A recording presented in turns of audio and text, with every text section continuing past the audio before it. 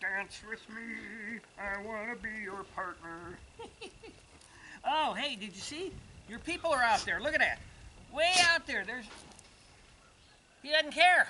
I still do.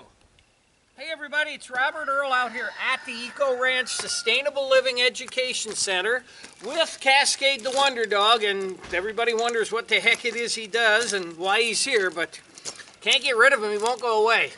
Anyway, starting a new video on a new project, you might notice we're at an odd angle here. Probably it's a part of the ranch you haven't seen before. We're right here by the gray water tank, which I did a video on digging the gray water tank, God, years ago. And we are at the final, what would you call it? The final engineering drawing, the final blueprint.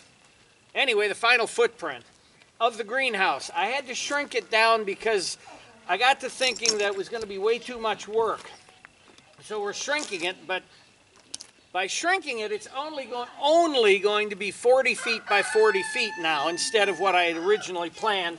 And part of that 40 feet is going to be taken up by the three water tanks. Water tanks are very important in here to moderate the temperature. We got to get that below that 105 degrees in the summer, and we got to keep it up or over 40 in the winter. And I'd like to be keeping it around 55 or 60 in the winter. We'll see what we can do. So I just wanted to tell you, this is part one. I'm going to put it as like part 1, 2, 3. Part one is going to be just getting that footing poured. We've already done the footing here. The first 40 feet of it.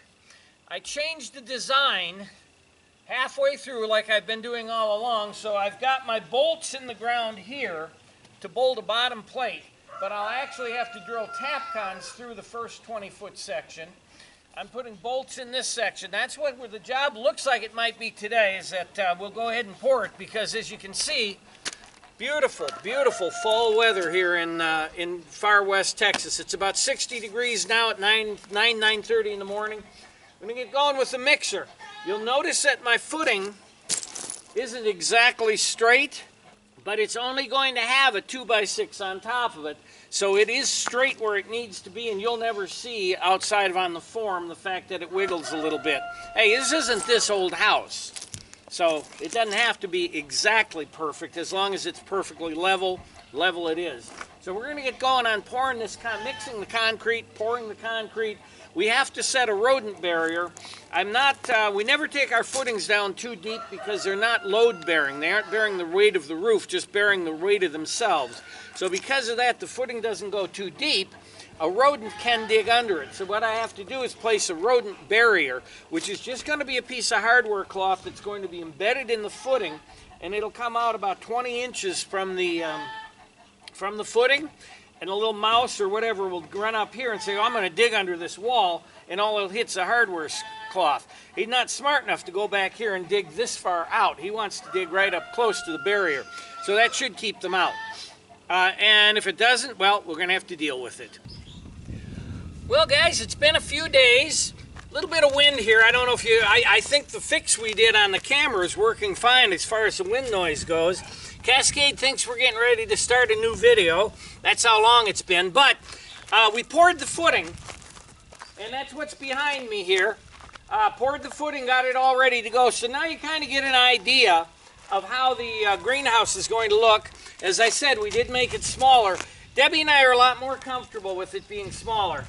So what I have to do now is just make sure everything's nice and smooth and place my footers down, and then start measuring out the window glass. Now that's the good news. The bad news is going to be it's going to be a while before I do part 2 on this. I am taking a little bit of a break from having work exchange people here to help me.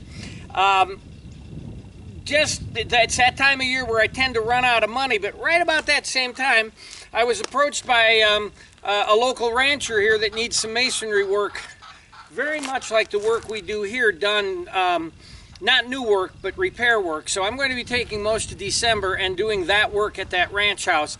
Until it's finished, it's going to be my priority. So I'm going to follow this right up with a vlog where I'll go into that a little bit more.